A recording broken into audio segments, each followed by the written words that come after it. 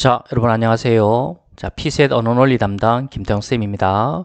자, 1월 2일 날, 2025년 1월 2일 날 드디어 이제 문제풀이 개강이 되었는데, 그때 개강 때 이 줌 녹화 강의가 안 되어서 선생님이 다시 그날 수업했던 전체 내용을 핵심 요약해서 한번 설명할 테니까 재복습해 주시기 바랍니다.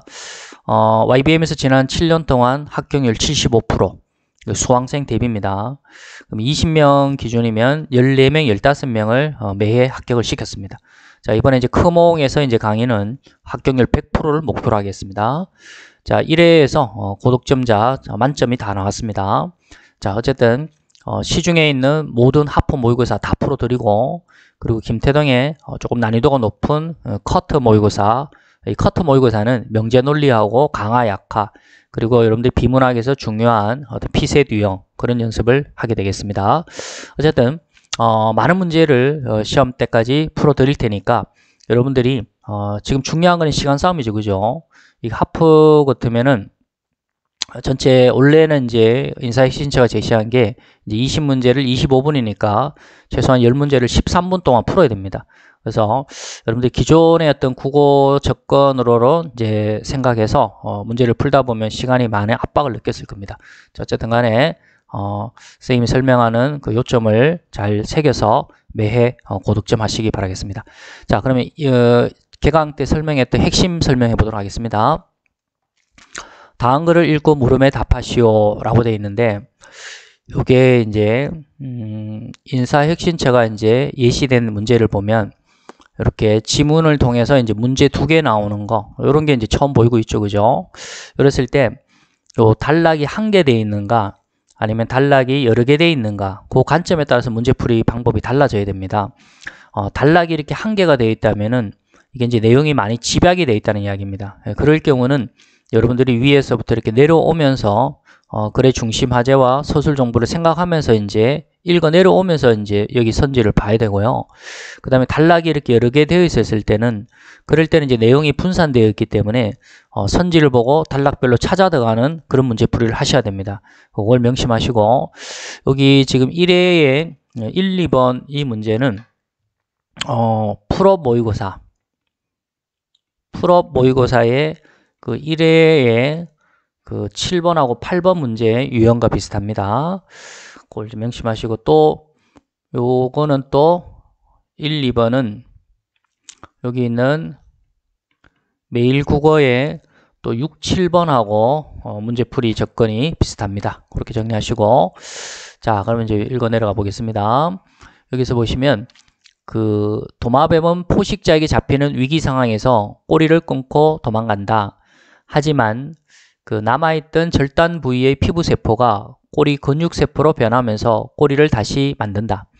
피부세포가 근육세포로 직접 전환되는 셈이다. 그래서 여기서 이제 피부세포가 근육세포로 전환되는 것을 전환분화라고 이렇게 잡아놨고요. 도마뱀은 이런 일을 쉽게 해낸다. 하지만 21세기 최첨단 생명과학은 이제 겨우 도마뱀을 따라 하고 있다. 지금까지 생명과학은 피부세포를 근육세포로 만들려면 피부세포를 원시 상태인 역분화 줄기세포로 먼저 만들었다. 이후 역분화 줄기세포를 다시 근육세포로 만들어야 했다. 이런 이제 정태적 열거가 나오면은 반드시 이렇게 여러분들이 표시를 해놔야 된다 했습니다. 그 지금 제가 읽었는 부분은 지금 이렇게 표시가 돼야 됩니다. 순서가 피부세포, 그 다음에 역분화 줄기세포, 그 다음에 근육세포. 지금 방금 읽었는 거를 이렇게 표시를 할 수 있어야 되겠고, 하지만 원시 상태의 이 역분화 줄기세포로 만들면 오히려 종양으로 쉽게 변할 수도 있다. 그리고 여기 이제 비유적인 부분이 나오는데, 그럼 여기까지 지금 읽었는 부분을 선지를 먼저 한번 확인해 보겠습니다. 자, 1번. 도마뱀은 역분화 줄기세포를 통해 전환분화한다 했는데, 전환분화라는 거는 뭐라 했어요? 피부세포가 근육세포로 바뀌는 걸 말한다 했죠. 그래서 1번은 틀렸고, 그 다음에 2번은 역분화 줄기세포는 근육세포 혹은 종양으로 변할 수 있다라고 했는데, 여기 지금 방금 읽었는 부분이죠. 여기 역분화 줄기세포로 만들면 오히려 종양으로 쉽게 변할 수 있다 했죠. 종양으로 변할 수 있고, 그리고 역분화 줄기세포에서 여기 하살표 보면은 근육세포로 오죠. 그래서 역분화 줄기세포는 근육세포 혹은 종양으로 변할 수 있습니다. 그래서 정답은 2번이 답이 되겠고, 그 다음에 3번. 이제는 이제 3, 4가 되었을 때는 이 하단 부분 쪽이 이제 얼마 남지 않았죠. 이럴 때는 이제 찾아다가도 괜찮습니다. 청각 보조세포와 달리 줄기세포는 유모세포로 전환될 수 없다. 지금 안 읽는 부분이죠. 그럼 하단 부분에 나오겠죠. 여기 조심해야 되는 거 우리 기존 이론 강의에서 많이 설명했던 겁니다. 뭐뭐 달리, 반면 이렇게 나오면은 그건 대조를 나타내는 거고 뭐뭐처럼 하면 이거 조심해야 된다겠죠. 이거 이제 앞에 내용을 잘 봐야 된다 했습니다. 비교가 될 수 있고 유사점이 될 수도 있고 그 다음 처럼은 앞에 내용에 따라서 대조가 될 수 있다 했습니다. 이거 정리 잘 해야 되고요. 자, 청각 보조세포와 달리 줄기세포. 그러면 청각 보조세포하고 줄기세포 지금 대조 관계를 나타냈죠. 조금 강의를 좀 속도를 빨리 하도록 하겠습니다. 이게 다 설명했던 이론 강의인데 지금 핵심 요약에서 다시 설명하는 거니까 좀 빠르게 설명하겠습니다. 그럼 이제 여기 지금 이제 아래쪽을 보셔야 돼요, 여러분들이.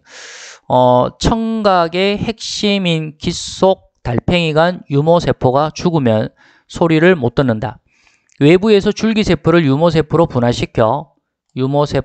분화시켜 달팽이관에 이식하는 방법 효율이 떨어진다. 대신 유모세포 근처에 있던 사촌격인 청각 보조세포를 유모세포로 분화시켜 청각을 되찾은 연구가 2017년 보고됐다 했겠죠. 그러면 청각 보조세포나 줄기세포는 다 전부 다 유모세포로 전환될 수 있는 거죠. 이게 다 유모세포가 다 나왔지 않습니까? 근데 달리라고 했으니까 이거 3번도 제껴줘야 되겠고요. 그다음 4번은요. 피부세포는 근육세포는 피부세포로 직접 전환이 가능하다. 자, 피부세포는 근육세포로. 이거는 여러분들이 지금 여기서 지금 확인되었는 거죠. 피부세포가 근육세포로 직접 전환되는 걸 이제 전환 분할화 했었기 때문에 요 부분은 이제 확인되는 건데 근육세포에서 피부세포로 직접 전환되는 거는 지금 위에서는 지금 내용을 알 수가 없는 거죠. 그래서 4번은 제껴줘야 되겠고 자 2번 부분 기억 리얼과 대응하는 내용을 적절하게 짝지은 것을 하겠습니다. 그러면 기억을 보십시다. 기억은 이제 대전에서 원주를 가려면 먼저 서울로 갔다가 원주로 갔었다라는 이야기죠. 지금 이 내용은 왼쪽에 여기 순서 표시를 해놨기 때문에 여기 이제 대응을 하시면 되겠죠, 그죠? 그럼 대전은 여기 이제 피부세포에 해당되는 거고, 그 다음에 이제 원주는 이제 종착점이니까 여기 근육세포가 되는 거고, 그 다음에 이제 서울은 이제 가운데 있는 역분화 줄기세포를 말하는 거겠죠.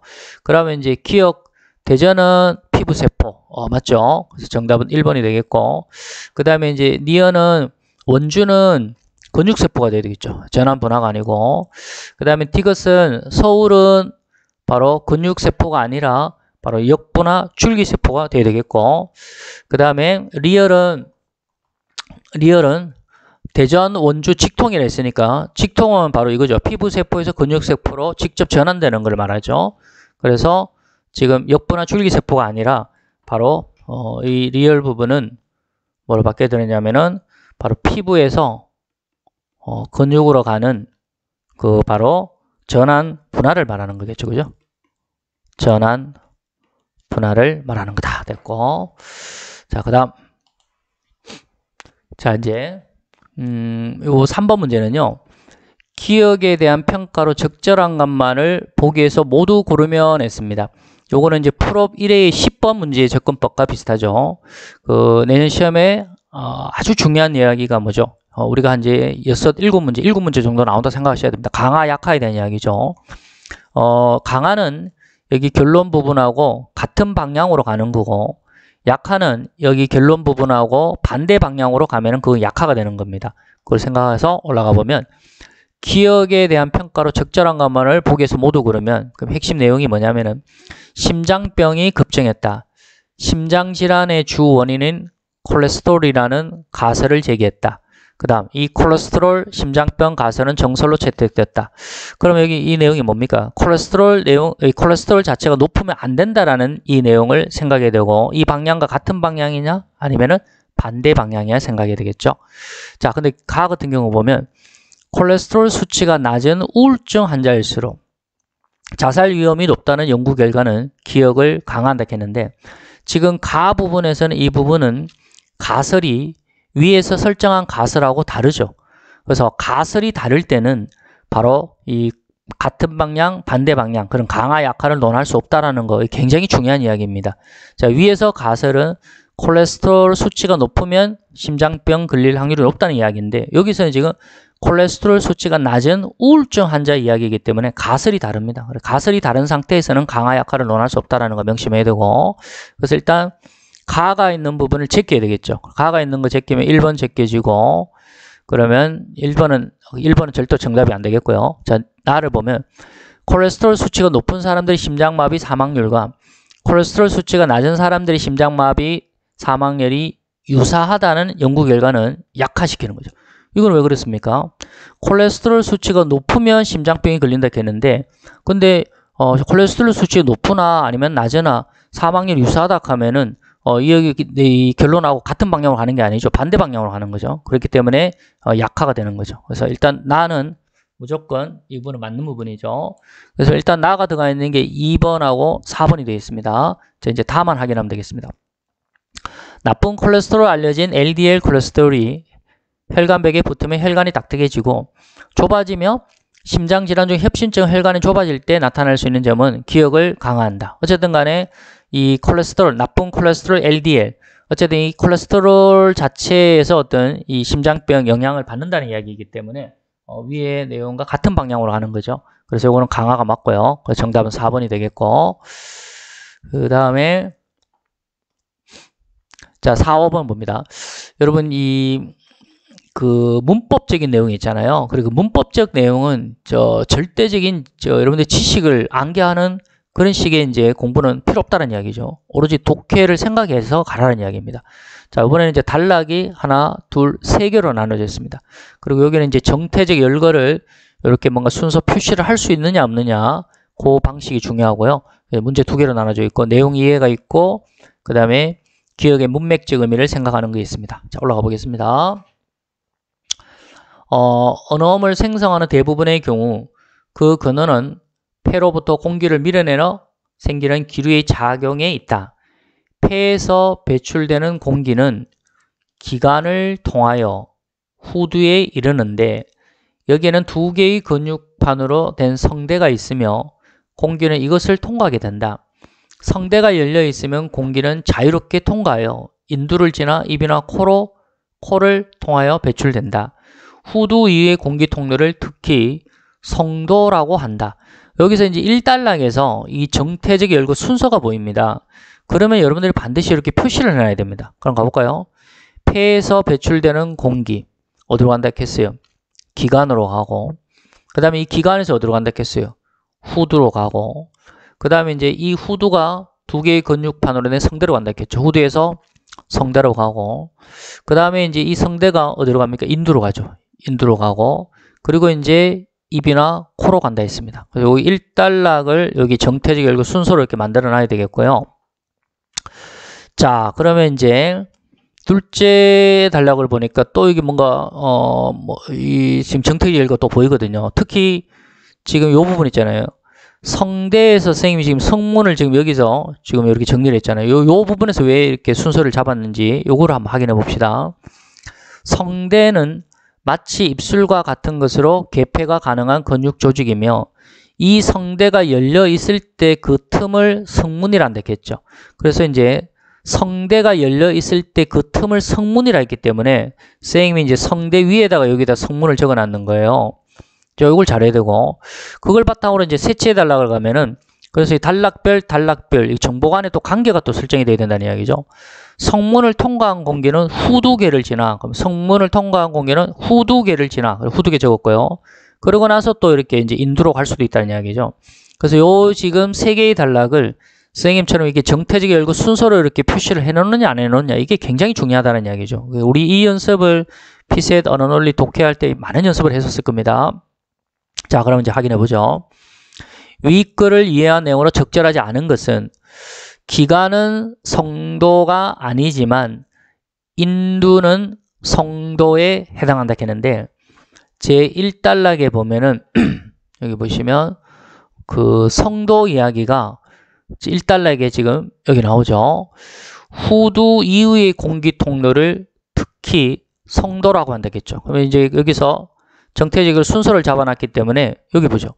후두 이후, 후두부터 성대, 인두, 입코까지 이거를 이제 성도라고 했지 않습니까? 이렇게 표시를 해놨으니까 기관은 성도가 아니지만 기관은 이 성도 왼쪽에 있죠. 그건 아니지만 인두는 성도에 해당된다. 인두는 지금 여기 성도 부분에 들어가는 것이죠. 그래서 1번은 지금 이거 맞는 것이고요.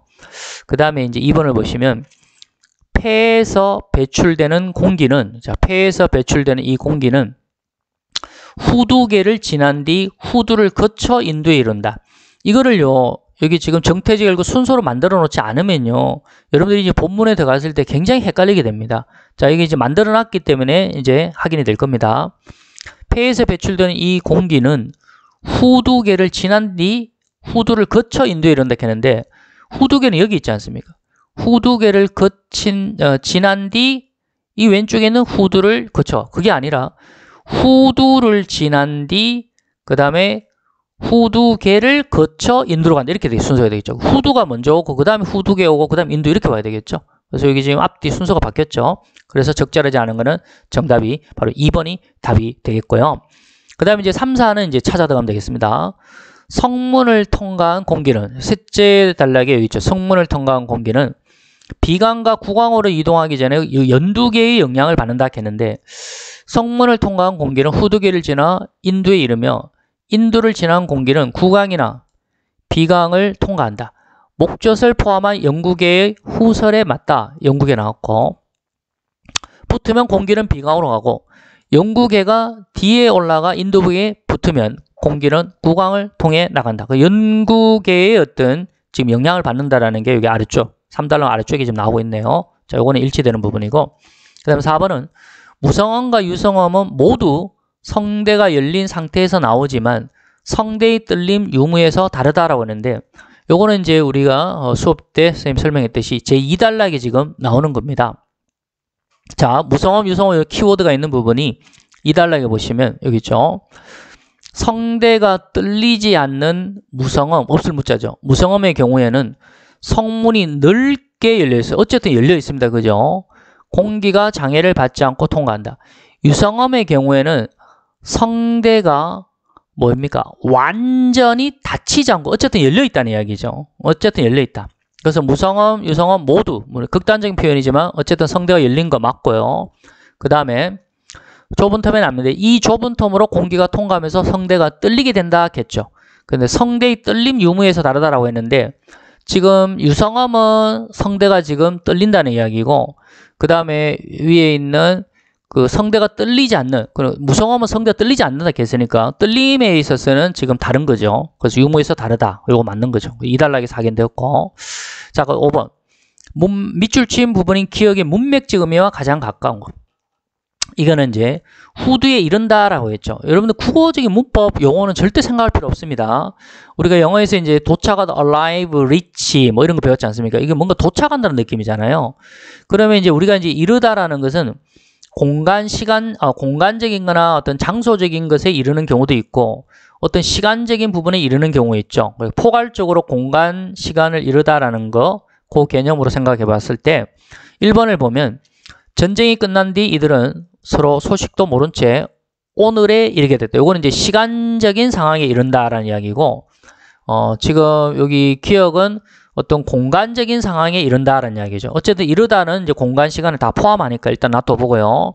그 다음에 2번 같은 경우는 나는 아이들에게 내가 알고 있는 것을 모두 일러주었다. 뭐 말해주었다 이런 느낌이겠죠. 그러니까 평상시에 여러분들 갖고 있는 어떤 문해력 정도의 실력, 그리고 이제 어휘의 어떤 기본 베이스만 있으면 충분히 올해 바뀌어진 문법 독해는 충분히 풀어낼 수 있다. 3번. 웬일인지 그는 여느 때보다 이르게 학교 도착하는 그는 일찍 도착했다는 이야기겠죠. 그죠? 4번. 신입사원에게 주의사항을 잘 숙지하도록 일러주세요. 이것도 알려주세요. 의미죠. 그러면 여기서 이제 이르다라는 것은 공간, 시간에 이르다는 의미로 생각해서 답은 1번으로 하시면 되겠고요. 그 다음에 이제 6, 7번. 이 문학적인 부분을 이제 독해를 이제 하라는 이야기인데, 그러면 기존의 이제 문학적 지식은 전혀 필요 없다는 이야기입니다. 자, 여기 보십시다. 단락이 지금 한 개밖에 없죠. 그러면 이제 내용이 집약이 되어 있기 때문에 위에서 내려오면서 이제 선지를 이렇게 살펴봐야 됩니다. 자, 그럼 위에서부터 내려오겠습니다. 수경낭자전은 백성군과 수경의 자유로운 만남과 결연, 시련, 결말을 그린 조선 후기 애정소설이다. 수경낭자전의 이본들은 수경이 백성, 뭐 여기 하다 모르는 용어 나온다 해서 거기 헤매지 말고 쭉 빨리 읽어 나가야 됩니다. 수경낭자전의 이본들은 수경이 백성군을 만나 결혼해서 8년 동안 일남일녀를 두고 행복하게 지내다가 시아버지의, 이 소설은 우리 옛날 이론할 때는 뭐 인물 간의 갈등 또는 이제 내적 갈등 그런 거 생각했는데 그런 용어도 필요 없습니다. 시아버지의 명령에 따라 남편이 과거를 보러 간 사이 시아버지에게 다른 남자와 사통한다는 의심을 받고 자신의 결백을 주장하기 위해 자결하기까지 서사 흐름은 유사하다. 하지만 이후 전개되는 결말부의 내용에서 수경의 거치 공간에 따라 수경의 재생 내용 없이 장례로 끝나는 유형, 그 다음에 재생 후 수경이 성군과 집에 들어와 부모를 극진히 모시다가 성천하는 유형, 그 다음에 재생 후 수경은 옥년동에 머물고 성군이 부모와 아내 사이를 오가며 생활하다가 성천하는 유형으로 이렇게 나눌 수 있다 하죠. 여기까지 일단 읽어놓고 가볼까요? 1번 가장 적절한 것. 수경낭자전에서 갈등이 나타나는 원인은 수경의 사통 때문입니까? 아니죠. 시아버지 의심 때문에 발생한 것이었죠. 그럼 1번 체크해야 되고 2번 수경낭자전의 이본들은 모두 극단적 표현이죠. 수경과 성군의 해피엔딩으로 마무리됩니까? 지금 2번이 지금 수경의 거치 공간에 따라서 여기 세 가지 나오는데 기억 같은 경우는 재생 내용 없이 여기서 재생이라는 거는 이론이 우리가 이제 옛날 고소설에서 이제 우리가 좀 더 이원론, 일원론에 대한 설명을 하겠지만 뭔가 한생한다는 말 들어보셨죠? 그리고 한생, 재생을 생각했어요. 이성, 그 다음에 저성 이런 내용에서 이제 한생의 의미를 생각하면 될 것 같은데 이런 거 없이 억울하게 죽었지. 억울하게 지금 이 뭔가 자결했지 않습니까? 그러면은 뭔가 거기서 뭔가 이게 또 한생을 해서 뭔가 또 새로운 어떤 삶을 어떤 그 모습을 보여줘야 되는데 그런 한생, 재생 내용 없이 장례로 끝나버렸죠. 그럼 이거는 지금 해피엔딩으로 끝난 건 아니죠. 그죠? 그래서 모두 수경과 성군의 해피엔딩으로 마무리된다. 해피엔딩으로 보이는 거는 지금 니은 정도요. 재생 후 수경이 성군과 집에 들어와 부모를 극진히 모시다가 성천하는 이유. 이 정도는 해피엔딩이겠지만 모두 이게 해피엔딩으로 마무리된다고 볼 수 없는 거죠. 기억 때문에 안 되고. 그 다음 3번은 수경낭자전의 2번에 따라 가부장제에 대한 서로 다른 인식이 드러난다라는 이야기죠. 여기 보시면 니은 같은 경우는 재생 후, 한생 후에 수경이 성군과 집에 들어와 부모를 극진히 모셔. 앞에 내용을 생각하면은 이 시아버지 의심 때문에 이제 자결을 했는데 사통 다지도 안 했는데 그럼 얼마나 미웠겠습니까? 그래도 부모를 극진히 모셨다라는 이 가부장제의 모습이 보이고 있고 디귿 같은 경우는 재생 후 수경은 옥년대에 머물고 시부모가 미웠으니까요. 그죠? 시아버지가. 근데 성군이 이제 부모와 아내 사이를 오가며 생활하다가 이 지금 요즘 같은 일이지 옛날에 이게 통할 수가 있겠습니까? 절대로 안 되죠. 가부장제 사회에서는. 그래서 이 니은 같은 경우는 전형적인 가부장제 부모님을 모셔야 된다는 거 아무리 억울한 일이 있어도 그런 모습을 보이지만 디귿 같은 경우는 지금 이렇게 따로 산다는 이야기지 않습니까? 성군이 이제 왔다 갔다 하면서 이제 생활하는 모습이 보이니까 이건 요즘의 시대의 모습이죠. 그렇기 때문에 니은하고 디귿은 명백히 가부장제에 대한 서로 다른 인식이 지금 드러나는 거죠. 아주 좋은 문제입니다. 이거 정답 3번이고 그 다음 4번은 수경낭자전에서 시부에 대한 수경의 용서가 포함된 것. 이건 어디죠? 바로 니은이라 했죠. 재생 후 수경이 성군과 집에 돌아와 부모를 극진히 모셨다 했잖아요. 시아버지의 어떤 그 의심 생각하면 얼마나 미웠겠습니까? 그런데 부모를 극진히 모셨으니까 이거는 수경의 용서가 포함된다고 볼 수 있고 이것이 이 2번이 가장 널리 퍼진 2번 유형이라는 것은 지금 여기 나타나고 있지 않습니다. 그래서 알 수 없는 내용이고요. 그 다음에 가다에 들어갈 내용을 기억, 티귿과 바르게 연결한 것은 그래서 위의 내용하고 여기 이제 대응을 시키면 되겠습니다.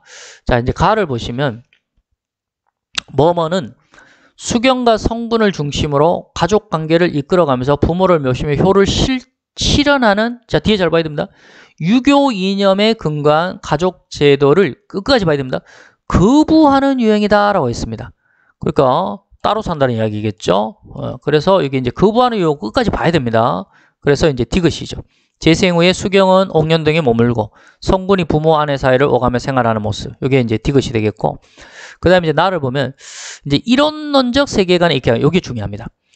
자, 우리가 이제 이원론이 있고 이제 이론론이라는 건데 이원론은 이제 뭔가 한생하고 이성에 있던 모습과 그 다음에 저성에 있을 모습 그런 거를 나타내는 거. 그게 이원론이고 그게 이제 재생, 한생후가 되는 거고 수경이 뭐 성천하다. 하늘 올라갔다는 이야기죠. 그게 이제 2원론이 되는 거고, 자, 1원론은 이제 재생 내용 없이 한생이 없다는 이야기입니다. 그러니까 그냥 장래로 끝나버린다는 이야기니까 그런 거를 2원론, 1원론으로 구별할 수 있어야 됩니다. 그럼 여기서 이제 1원론적 세계관은 바로 이거죠. 재생 내용 없이 장래로 그냥 끝나버리는 거죠. 그게 이제 기억 부분이었죠. 그 기억에 해당되는 거 들어가면 되겠고, 그 다음에 이제 다는 갈등을 약화시키고 가부장의 잘못을 포용하는 수경의 모습. 그래도 뭐 극진히 모셨다 했으니까 그 내용이 이제 니언에 해당되는 거죠. 그러면 따지면 디귿, 기억, 니언이 되는 겁니다. 디귿, 기억, 니언. 정답은 바로 3번이 답이 되겠고요. 자, 그 다음에 이제 8번 가겠습니다. 다음 단어의 의미에 맞게 쓴 문장으로 적절하지 않은 거 됐습니다. 이것도 이제 옛날식의 문법 개념 정리 필요 없다라는 이야기입니다. 가볼까요? 지금 짜다 첫 번째 기억을 보면 사계를 맞추고 가구나 상자 따위를 만다. 가구, 상자 이야기 나왔죠. 그러면 이제 기억 가볼까요? 목수, 장로. 이거 뭐 누구나 봐도 이해될 수 있는 거 아닙니까? 동그라미. 그 다음에 니언을 보면 실이나 끈 따위를 씨와 날로 걸어서 천 따위를 만드는 것. 그리고 털실 나오잖아요. 뭐 스웨터를 짰다. 이거 누가 봐도 이해되는 거고. 그 다음에 이제 디귿. 사람을 모아서 무리를 만들다. 그러면 뭔가 조를 짜다라는 느낌이 돼야 되겠네. 그죠? 조편성, 조를 짜다는데 3번 같은 경우는 경찰은 서로 짜고서 계획적으로 범인을 도피시킨 건 아니냐고 그를 몰아세웠다. 여기서 뭔가 짜고 계획을 세운다라는 게 우리 이제 영어에서 배웠던 음모를 꾸미다는 단어 있죠. conspire, cover, plot, conspire. 함께 모여서 spire, 호흡한다. 그래서 같이 함께 모여서 뭔가 은밀하게 같이 호흡하면서 음모를 꾸미다겠고, cover를 외우는 방법은 카바라에서 제비족들이 cover, 돈 많은 기부인을 꼬시려고 음모를 꾸미다. cover, 카바라에서 제비족이 음모를 꾸미다. 이렇게 요약했어요. 그런 개념이 바로 짜고 계획적으로 뭔가 꾸미는 거. 근데 조를 짜는 개념하고 다르죠. 정답이 3번이 되겠고, 계획에는 일정 따위를 세우다. 감독은 이번 경기에서 상대팀을 꼬기기 위해 새로운 작전을 세웠다. 작전 세우는 거죠. 누구나 이해할 수 있는 거고요. 자, 이제 합격은 바로 이거라 했습니다. 여러분은 그 논리 명제하고요. 그리고 강화 약화. 이 부분, 논리 명제가 뭐 1차 때는 인사혁신자 3문제가 나왔고요. 2차 때는 이제 2문제 나왔지만 어쨌든 2~3문제. 그리고 강화 약화 6, 7문제. 거기에 50점 분량이 여러분들이 합격을 좌우하는 부분이고, 이제 2027년부터인가요? 이제 지방직 7급도 이제 피셋으로 바뀌어졌습니다. 9급도 그러면 이제 비중을 한 50%, 60% 피셋으로 나오다가 이제 어느 순간 지방직 7급하고 맞물려서 이제 국어 자체가 이제 전면 이제 피셋 완전히 100% 다 이제 다가가겠죠. 자, 가봅시다. 다음 중 옳지 않은 논쟁을 펼친 사람을 모두 고르면 했습니다. 자, 갑을 먼저 보면 컴퓨터 자격증이 없는 지원자는 모두 합격하지 못해. 이 모두가 들어가면은 이거는 이제 전칭이 되는 거고, 그거는 이제 함축으로 나타나려 있습니다. 근데 어떤 일본 특징은 그거는 이제 연호로 나타난다는 거 명심하셔야 되고, 그러면 이제 자격증이 없는 지원자, 그럼 not 자격증 모두 합격하지 못해. 자격증이 없으면 not 합격 이래 되고, 그런데 25세 이하의 지원자는 모두 컴퓨터 자격증이 없거든 했습니다. 25세 이하의 지원자, 25세 이하이면 그 다음에 컴퓨터 자격증, not 자격증이 되죠. 그러므로 합격한 지원자는 모두 25세 이하가 되는. 자, 결론 한번 볼까요? 지금 몇 개항이 있는 거 확인해 보죠. not 자격증하고 not 자격증, 이게 몇 개항이죠. 그러면 이제 나머지 이어주면 됩니다. 그럼 25세 이하이면 not 합격이 돼요. 그대로 했나 보세요. 근데 지금 함축이 되어 있으면 항상 대우를 생각해 보랬겠죠. 대우 만들어 볼까요? 그러면 not 합격이 정권에 합격이 돼야 되겠죠. 그럼 25세 이하 정권은 뒤에 후권을 갔을 때 부정이 되니까 not 25세 이하가 되죠. 요 말을 풀이했는가 봅시다. 합격한 지원자는 모두 25세 이하가 아니다. not 25세 이하. 그러면 갑은 논쟁을 지금 제대로 펼친 사람이니까 일단 지금 옳지 않은 논쟁을 펼친 사람 물었으니까 일단 갑이 들어가 있는 걸 제끼죠. 문제 푸는 요령. 그럼 갑이 들어가 있는 거 1번, 3번을 제끼면 되겠죠. 그러면 이제 2번, 4번을 볼 때 을이 동시에 들어가 있고 병이 들어가 있으니까 그러면 여러분들 문제 풀 때 뭐 하면 되겠어요? 을을 확인하는 게 아니라 병만 확인해 보면 되는 거죠. 병이 잘 안 되면 물론 이제 을을 또 살펴봐야 돼요. 을은 다 공통적으로 들어가 있기 때문에 안 되죠. 무조건 병을 살펴봐야 됩니다. 그래서 이제 병을 들어가는 거죠. 문제 푸는 방법입니다.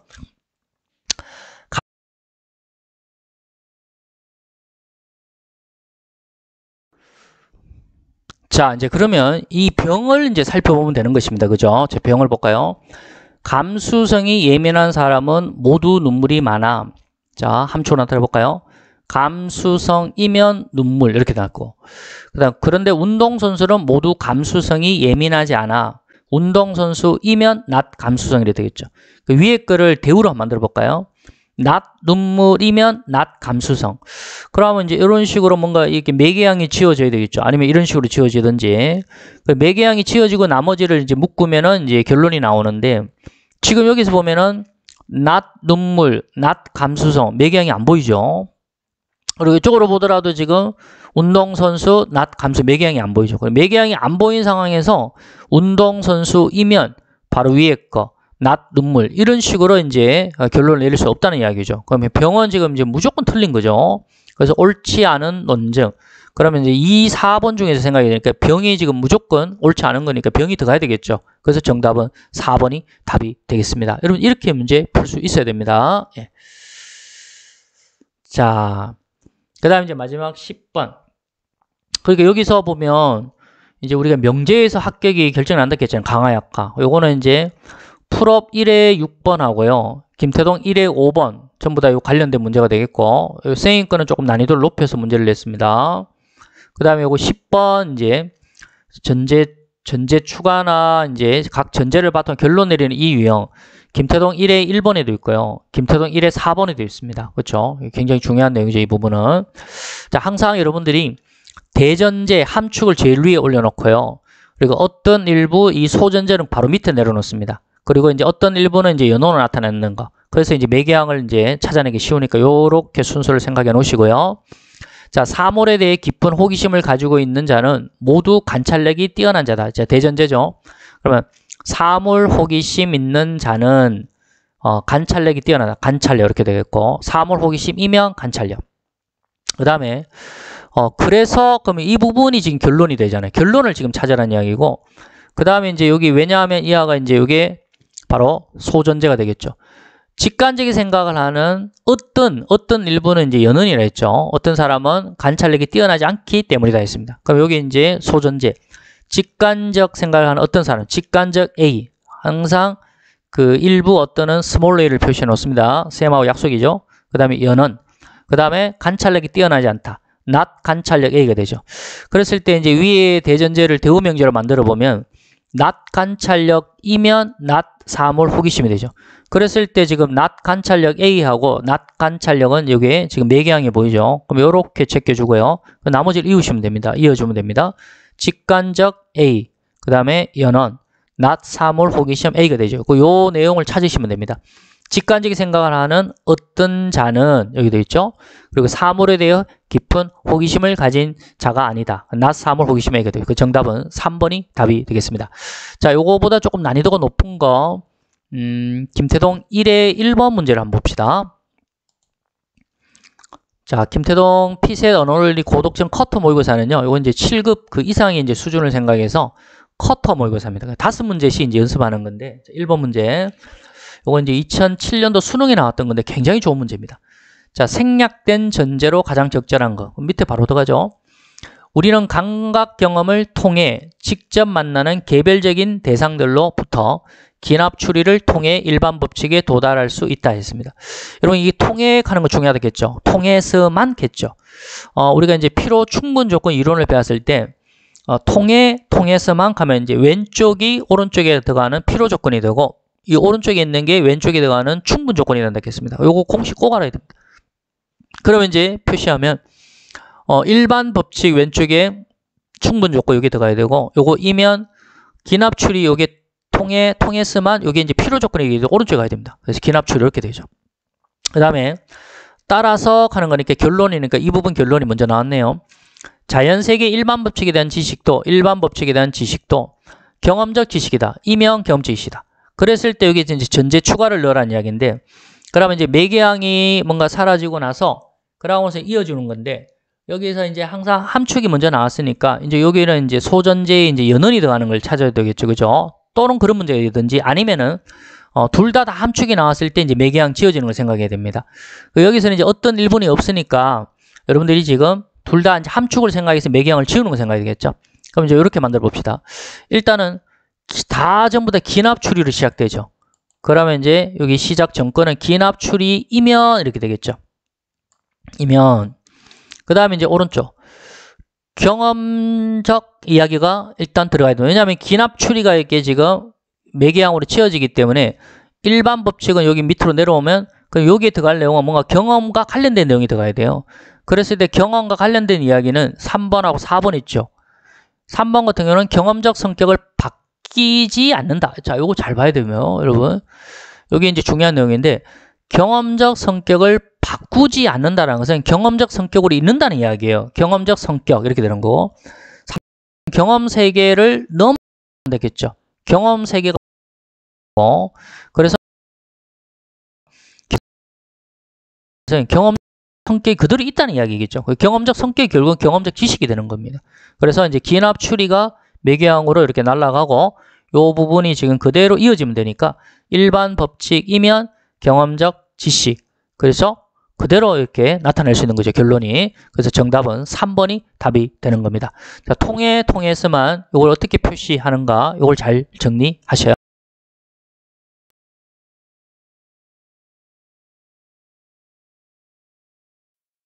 자, 이번에는 그 풀업 모의고사 1월 2일 날 개강했던 거, 자, 핵심 요약에서 다시 한번 설명하겠습니다. 자, 우리는 이제 시간 싸움입니다. 요 하프 모의고사 10문제 13분 안에 풀어야 된다 했습니다. 자, 우리 수업했던 거를 농축해서 엑기스 설명을 하도록 하겠습니다. 자, 다음 글의 중심 내용. 이 중심 내용은 이제 주제를 이제 의미한다 했고, 이렇게 단락에 나눠져 있으면은 이제 단락 표시를 해놓고, 그리고 선지에서 이게 공통적인 게 이게 중심 하재이고, 그러면 이제 뒤에 서술 정보를 포함시켜서 이제 결론, 이제 중심 내용 주제를 잡으면 되는데, 단락에서 제일 아래쪽이 중요하겠죠. 문학은 현실의 문제에 무관심할 수 있다고 해석하는 것이다. 이러한 왜곡은, 그러면 이게 이제 왜곡되어 있다는 이야기니까, 현실 문제에 무관심해서는 안 된다는 이야기겠죠. 현실적인 부분이 내용이 들어가 있는 걸 찾아야 돼요. 그럼 현실이 있는 게 여기 4번밖에 없죠. 현실과의 상호작용을 통해 이해하는 이렇게 풀어야 되고 정답은 4번이고. 자, 그 다음에 2번은 이제 문학 제재를 가지고 이제 독해를 하라는 이야기죠. 문학 지식은 전혀 필요 없다. 단락은 2개로 되어 있고, 자, 자연에서 꽃나무와 햇살은 춘향의 감정을 비유하는 데 사용된다. 여기 이제 2단락에 보면은 꽃나무, 햇살, 여기에 키워드가 보이니까 요거 보면 읽으면 되겠죠. 자연에서도 역시 꽃나무, 햇살 등의 이미지가 춘향의 여린 마음과 운명을 표현하는 비유의 대상으로 된다 했으니까 춘향의 감정을 비유하는 데 사용된다. 맞는 말이죠. 정답은 1번이 답이 되겠고. 자, 나머지 중에서 이제 요거 3, 4번 확인해 볼게요. 박재삼 씨는 주로 원한과 정오와 같은 공격적인 정서에 집중된다. 요 말이 있는 게 그 2단락의 제일 아래쪽에 나오죠. 박재삼은 그 한을 원한과 정오와 같은 공격적 정서로 치환하는 것이 아니라 성화시킨다 했으니까 3번 체크해야 되고, 4번은 박재삼 씨의 마음은 사랑, 한, 정오의 3가지 유형, 유형으로 나눠져 있는 건 1단락에 나오는데 3가지 유형이 첫 번째가 감정과 심정, 두 번째는 내면 전환의 의미, 세 번째는 심전이라 했는데 지금 이렇게 사랑, 한, 정오로 나눈 게 아니죠. 체크해야 됩니다. 정답은 1번이 답이 되겠고, 그 다음에 3번은 이 공문서 작성은 인사혁신처가 제시한 이제 필수 예제인데 이거 중요합니다, 여러분. 근데 여기서 이제 문법적인 지식을 먼저 보는 게 아니라 여러분들이 이제 일상에서 알고 있는 거예요. 지식이 없어도 풀 수 있는 것부터 먼저 제껴놓고 들어가는 겁니다. 여기 보면 의미 중복 이게 제일 많이 나오고, 그 다음에 외국어는 우리말을 써야 되는 거. 어문 규범이나 이제 문법적인 부분은 지금 그런 지식이 없어도 풀게끔 나오기 때문에 이거는 이제 신경 쓰지 말고요. 요거부터 먼저 한번 제껴보면은 지금 통지, 안내, 통지도 알려주는 거, 안내도 알려주는 거잖아요. 그럼 하나만 써야 되거든요. 그래, 안내이건, 그리고 하나 잘 썼고, 그 다음 업데이트는 이게 들어가잖아요. 외국어잖아요. 그래서 이제 우리말로 써야 되니까 갱신하시기 바랍니다. 이것도 잘 돼 있고, 그 다음 이거요. 옛날에만 여러분들 피동 이런 거 배우실 건데 다 필요 없습니다. 이제 그런 거는. 반이과 섭취는 금지하고 있으면, 자, 이제 스님과 영어, 국어를 같이 가고 있으니까 여러분들이 영어에서 우리 배웠다고 생각해 볼게요. 능동이라는 말 들어보셨죠? 뭐뭐 하려고 하는 거. 그때 이제 ing를 쓰고, 되는 되어진일 때는 이제 수동 pp라고 했잖아요. 그러면 이제 능동일 때는 뭐뭐를 하려고 하는 거고, 되는 되어지는 앞에 주어가 형성이 되죠. 뭐뭐가 되어지는 이렇게 되는 거죠. 여기서 보면 반니까 습치는 금지하고 있으면 금지하고 있다. 뭐뭐 하고 있다 하면 앞에는 을을이 더해요. 뭐뭐를 하고 있다 이렇게 돼야 되는 거죠. 근데 여기 반니까 습치는 주어로 형성이 되면은 되고 있는 거죠. 금지되고 있다 이렇게 되는 거죠. 그래서 반니까 습치는 금지되어 있으면 잘 되어 있죠. 그 다음에 이제 사용 연도는 이제 띄어쓰기 이 부분인데, 사용이라는 하나의 단어가 있고 연도라는 하나의 단어가 있으면 이거 띄어써야 되겠죠. 지금 띄어쓰기 안 돼 있고. 자, 또 하나는 여러분 옛날에 뭐 두음 법칙한데 그런 거 필요 없고, 자, 요거 정도는 여러분들 일상에서 많이 이제 쓰는 표현이니까 잘 보세요. 니어는 앞에 가게 되면 이형으로 바뀌어져야 되고, 리얼이 앞에 가게 되면 이형으로 바뀌어져야 되고, 리얼이 앞에 가게 되면 니은으로 바뀌어진다고. 요런 예시 몇 개 정도 좀 외워놓고, 뭐 두음 법칙 그런 거 필요 없고, 그러면 사용하고 연도를 띄었었죠?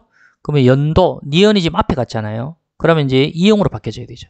여자가 여자로 바뀌어지듯이, 연령이 연령으로 바뀌어지듯이, 닉명이 익명으로 바뀌어지듯이.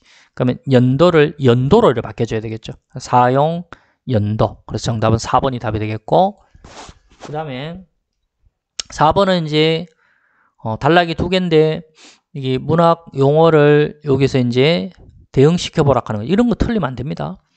여러분 지금 여기서 보면 문학 미적 범주를 4가지로 나눠놨죠?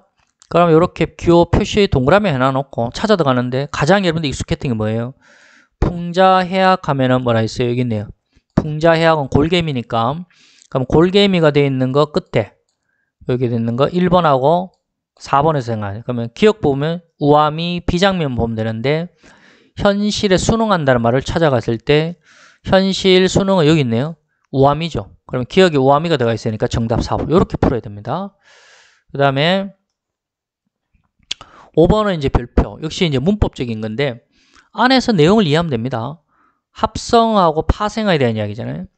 합성어는 둘 이상의 어근, 뭔가 뿌리잖아요. 말에 뿌리가 있는 그런 둘 이상의 어근이 결합한 단어이고, 파생어는 어근이 하나 들어가 있고 뒤에 접사가 결합한 단어를 가리킨다. 그럼 이 정도에서 한번 생각해 보세요. 자, 자, 밥솥, 밥이라는 어근이 있죠. 솥이라는 어근이 있죠. 그럼 어근이 만났으니까 파생어가 아니고 합성어가 돼야 되겠고, 비빔밥, 비비다라는 어근이 있고 밥이라는 어근이니까 역시 합성어 맞고, 이 날고기, 여기서 날고기는 뭔가 익히지 않는다는 의미잖아요. 그게 이제 접사나라고, 그 다음에 고기 어근이 있죠. 접사와 어근이 합쳐졌으니까 이거는 파생어 맞고, 날짐승은 날다 하는 어근이 있고, 짐승이랑 어근이 있으니까 어근이 맞으니까 합성어가 되는 거죠. 이렇게 이해하면 되겠고, 자, 내년 합격은 역시 이 명제, 논리 명제와 강화 약화라고 했습니다. 자, 이거 잘 봐야 됩니다. 다 면 돼 있으니까 함축으로 나타내면 되겠죠. 서울 날씨가 좋으면, 날씨도 다 똑같은 게 날씨는 다 제껴놓고요. 서울이면 제주, 부산 날씨가 좋으면 제주 날씨는 좋잖아. 부산이면 낮 제주. 서울 날씨가 좋지 않으면 대구 날씨도 좋지 않다. 낮 서울이면 낮 대구 되죠. 그리고 항상 이렇게 함축이 나오면 선생님 어떻게 하라 했어요? 바로 대우명제를 한번 만들어 놓으라 했겠죠. 오른쪽에 대우명제를 만들면 이렇게 낮 제주이면 낮 서울, 요거는 제주이면 낮 부산, 세 번째는 대구이면 서울 이렇게 되죠. 그러면 이제 항상 이렇게 함축이 이렇게 나열되면 항상 이게 순서를 만들어 놓으라 했겠죠. 매개항을 중심으로 순서를 만들어라. 그럼 여기 보시면 지금 여기 대구부터 출발해 보겠습니다. 여기 있는 부분.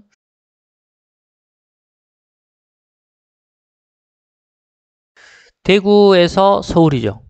그리고 여기 서울이 지금 매개항이 보이죠?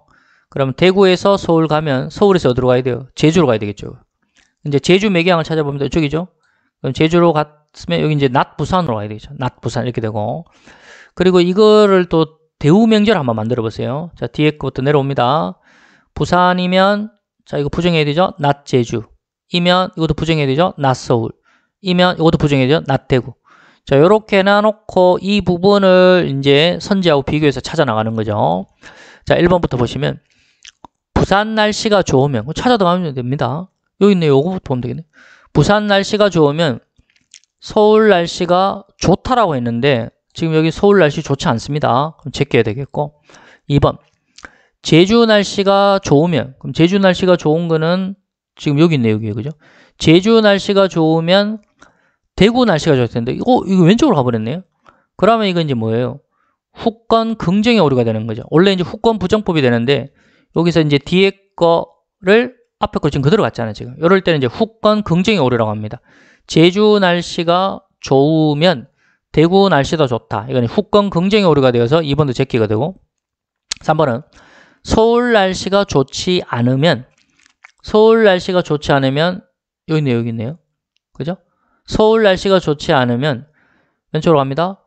부산 날씨는 좋다겠죠. 자, 여기 보세요. 서울 날씨가 좋지 않으면 부산 날씨는 좋다. 이 그대로 옮겼는 거잖아요. 이것도 후권 긍정의 오류가 되는 거죠. 원래 후권 부정법이 돼야 되는데 대우가 돼야 되는데 서울 날씨가 좋지 않으면 왼쪽 부산 날씨 좋다. 후권 긍정의 오류가 되어서 틀렸고 4번은 제주 날씨가 좋지 않으면 여기 있네요. 제주 날씨가 좋지 않으면 대구 날씨도 좋지 않다. 그대로 갔죠?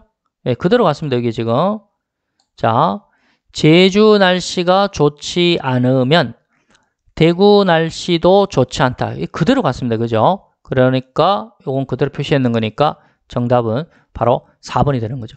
근데 이게 만약에 부정을 시켰을 때 생각해 보세요. 제주 날씨가 좋다면 대구 날씨도 좋다. 이렇게 되면 어떻게 될까요? 그거는 이제 정권 부정의 오류가 되어버리는 거죠. 그러면 이제 틀리게 되는데 지금은 정권 긍정이 되어 있으니까 그대로 가는 거죠. 낮 제주이면 제주 날씨가 좋지 않으면 대구 날씨 좋지 않다. 그래서 정답은 4번이 답이 되는 것입니다. 그래서 이게 정권 부정의 오류를 조심하자. 자, 여기 정리되어 되고 그 다음에 7번 문항 7, 8번은 이제 두 문제짜리죠. 단락이 여러 개 되어 있고요. 그러면 내용이 분산되어 있으니까 그냥 찾아 들어가면 되겠습니다. 자, AI 소설에 대한 이야기네, 그죠?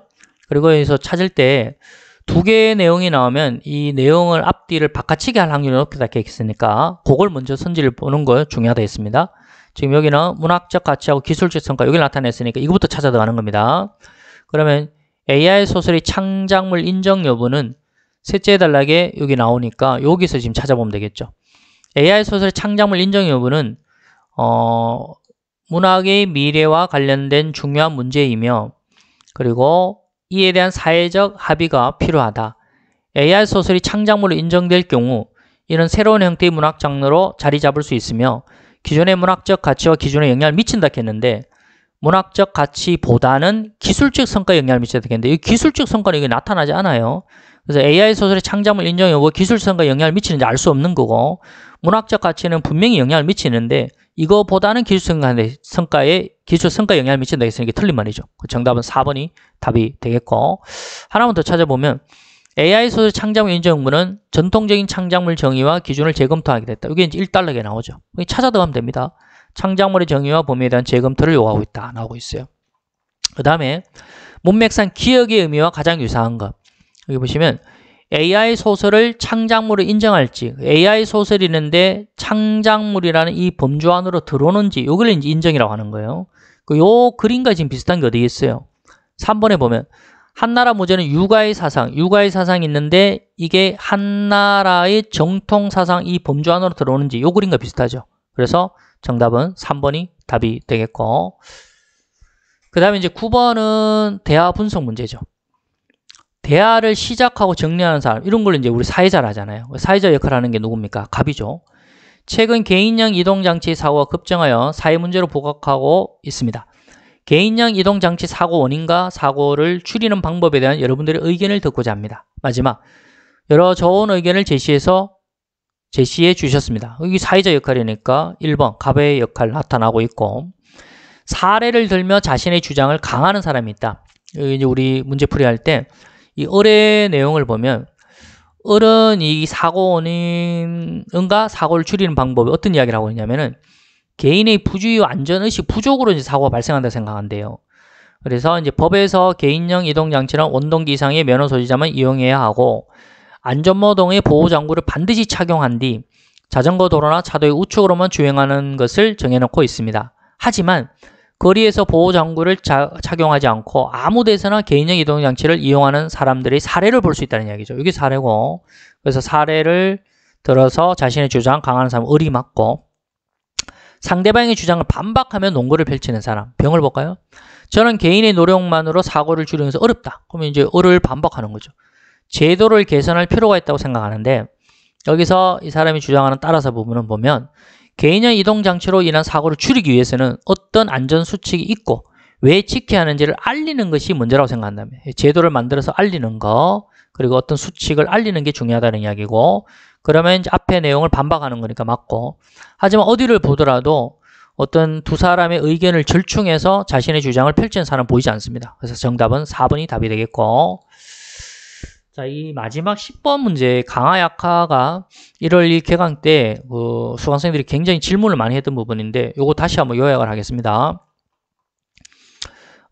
기억을 평가한 내용으로 적절한 것만을 보기에서 모두 고르면 개미는 걸음 수에 따라서 이동거리를 판단한다라는 가설을 검증하기 위해 다음과 같은 실험을 했다. 그 실험 이야기가 나오면 반드시 이렇게 도식화를 해야 된다는 거, 이거 중요하겠죠? 자, 도식화 해보겠습니다. 한 무리의 개미들에게 둥지에서 먹이통 사이를 오가는 왕복 훈련을 시킨 후 60마리를 포획하여 20마리씩 세 그룹으로 나눴다. 세 그룹의 개미들을 10m 거리에 있는 먹이통으로 가게 한 후 일부 그룹 개미의 다리 길이를 조절하는 처치를 했다. 1그룹은 모든 다리의 끝 분절을 제거하여 다리 길이를 줄였고, 2그룹은 모든 다리에 돼지의 거친 털을 붙여 다리 길이를 늘렸고, 3그룹은 다리 길이를 그대로 두었다 했습니다. 자, 처치 후 세 그룹의 개미들을 둥지로 돌아오게 한 결과 1그룹 개미들은 둥지에 훨씬 못 미쳐 멈췄고, 2그룹 개미들은 둥지를 훨씬 지나 멈췄고, 3그룹 개미들만 둥지에서 멈췄다 했습니다. 자, 이걸 이제 그림으로 한번 나타내 볼게요. 여기 지금 둥지에서 세 그룹이 있는데, 일단 먹이통까지는 우리가 10m를 합시다. 다 이렇게 동일하게 극회했습니다. 그러면 이제 이 세 무리는 10m의 걸음걸이면 가서 먹이통이 있다는 걸 확인됐고, 그러면 다시 둥지로 돌아올 때도 10m의 걸음걸이면 가면은 둥지에 도착하겠다라고 이제 머릿속에 인식이 돼 있겠죠. 근데 이제 이 먹이통에서 이제 둥지로 올 때 여기서 이제 뭔가 조건을 달리 했는 거예요. 제1그룹은 다리를 짧게 했어요. 얘네들은 10m 나름대로 걸어간다 했는데 알고 보니까 5m밖에 못 왔는 거예요. 분명히 10m 걸음거리로 왔지만 다리가 짧기 때문에 많이 못 걸었을 거 아니에요. 여기까지 해서 멈췄고, 그 다음에 2그룹은 다리를 길게 하다 보니까 성큼성큼 걷더란 말이에요. 그래서 둥지에서 먹이통을 갈 때 10m 그 걸음거리를 생각해서 둥지로 갔지만 더 많이 지나가서 도착했다는 이야기고, 그 다음에 3그룹은 정상적인 거니까 똑같이 10m 걸음거리 생각해서 다시 되돌아올 때 정확하게 둥지에 도달했다는 이야기입니다. 그러면 이 기억을 보시면 위의 실험 결과 A는 이거죠, 이거. 위의 실험 결과 A는 이거 지금 했는 거. 1그룹 개미들은 둥지에 훨씬 못 미쳤고, 2그룹 개미들은 둥지를 훨씬 지나 멈췄고, 3그룹 개미들만 둥지에 멈췄다. 이거는 기억을 강화한다. 그럼 뭐죠? 개미는 걸음수에 따라서 이동거리를 판단한다. 정상적인 것은 10m의 걸음거리를 생각해서 둥지에서 먹이통을 갔고, 거기에 따라서 정상적으로 10m 걸음거리로 다시 돌아왔죠, 둥지. 그럼 정상적인 이 개미는 내가 10m 걸음거리만 가면은 둥지에 도착하겠다. 그대로 판단했는 겁니다. 이거죠? 그럼 수에 따라서 이동거리를 판단한 건데, 근데 다리 길이를 조절해 버렸어요. 짧게 하고 길게 하니까 걸음거리 수는 얘네들이 똑같이 10m 걸은 걸 갔지만 실질적으로는 1그룹은 훨씬 못 미쳐서 여기 멈추게 되고 2그룹은 훨씬 지나서 멈추게 되는 거예요. 그러니까 이 실험 결과에 따라서 실험 결과는 지금 이 기억 내용과 뒷받침해주고 이 방향이 같은 것이죠. 그죠? 그래서 걸음거리 수에 따라서 이동거리를 판단한다고 볼 수 있는 것이죠. 그래서 이 기억은 맞는 말입니다. 그럼 기억이 들어가 있는 게 1번, 2번, 4번이 되어 있고요. 니언티것이 질문이 많이 들어왔습니다. 자, 봅시다. 또 다른 그룹의 개미들에게 먹이통으로 출발하기 전에 이걸 잘 봐야 돼요. 그러면 이제 또 다른 그룹은 지금 여기 있어. 둥지. 여기 세 그룹이 있단 말이에요. 여기 있는데 먹이통으로 출발하기 전에 모두 다리의 끝 분절을 다 제거하여 짧게 했다는 이야기죠. 다리 길이를 줄여서 실험했을 때 1그룹과 같은 결과가 나왔대. 1그룹이 뭐죠? 개미들은 둥지에 훨씬 못 미쳤다는 이야기죠. 그럼 이 결과는 기억을 약화시킨다 했는데 가볼까요? 자, 둥지에서 출발할 때 이미 지금 다리 길이를 다 짧게 했습니다. 그럼 얘네들이 어쨌든 짧은 다리로 일단 먹이통까지 걸어가겠죠. 그래서 막 이렇게 총총총 걸어갈 거예요. 그죠? 어쨌든 그게 거리가 10m라 칩시다. 그러면 얘네들은 어쨌든 짧은 다리로 걸음걸이 수를 생각해서 10m 생각해서 먹이통에 도착했어요. 그럼 세 그룹은 어떻게 되겠습니까?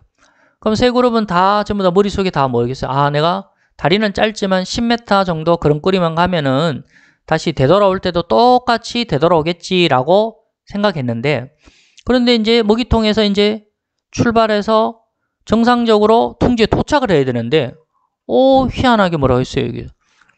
1그룹 개미들은 둥지에 훨씬 못 미쳤다는데 1그룹 결과와 같은 결과 나왔다 했죠. 그럼 여기 이제 반 정도에서 멈춰버렸다 했죠.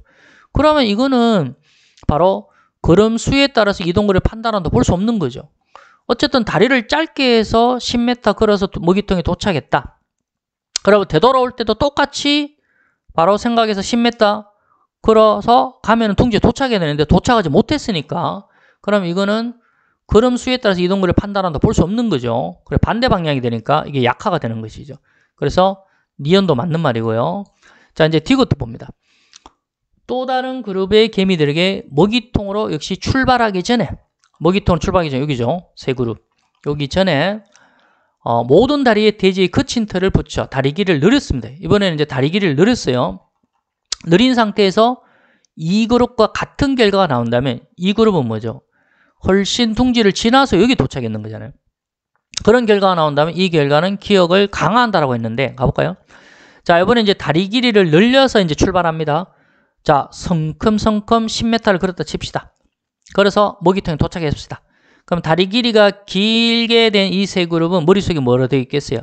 아, 둥지로 갈 때 10m 정도 걸음걸이만 가면 도착하겠지라고 생각했는데 근데 막상 이제 먹이통에서 출발을 해보니까 여기 둥지에 도착하지 않고 이쪽 훨씬 지나서 도착해버렸다는 이야기죠. 그럼 이렇게 되면은 이거는 걸음수에 따라서 이동거리를 판단한다고 볼 수 없는 것이죠. 그래서 반대 방향이 되니까 강화가 아니라 약화가 돼야 되는 거예요. 그래서 이제 정답은 기억하고 니은이 답이 되는 것입니다. 이거 질문이 굉장히 많이 들어왔는데 요거는 거의 9급 수준이라기보다는 거의 7급 수준이라고 봐야 됩니다. 자, 요거 생각 좀 많이 하시기 바라고. 자, 1회가 녹화가 안 되어서 다시 선생님 핵심 요약에서 다시 또 설명을 했으니까 잘 복습하고 2회 다음 주 수업에 잘 풀어서 또 고득 좀 하시기 바라겠습니다. 자, 여기에 있는 김태동의 커트 모의고사는 여기 이제 1번까지 풀었는데 나머지 문제는 다음 주에 다 풀고 2회 문제로 들어가도록 하겠습니다. 자, 고생했습니다.